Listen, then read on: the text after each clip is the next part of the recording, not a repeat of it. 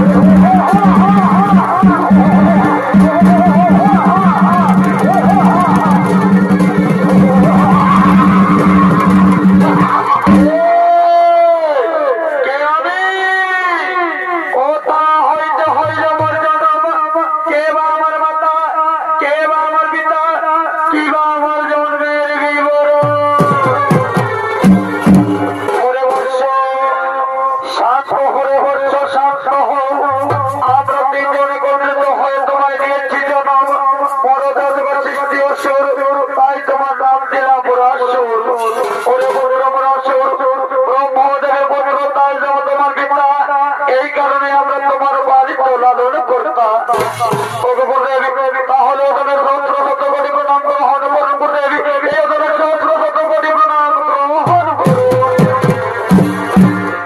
সমান হোক দীর্ঘজীবী হও। শোনো শোনার পরাশুর, এই মুহূর্তে তুমি আমাদের তিনজনের বলে বলিয়ান হয়ে স্বর্গ মর্তবতা ত্রিভুবন করিয়া আক্রমণ দেবতাদের কাছে ছিনিয়ে নিয়ে সোনার সিংহাসন। এবার আমরা আসি রে পুত্র, এবার আমরা আসি।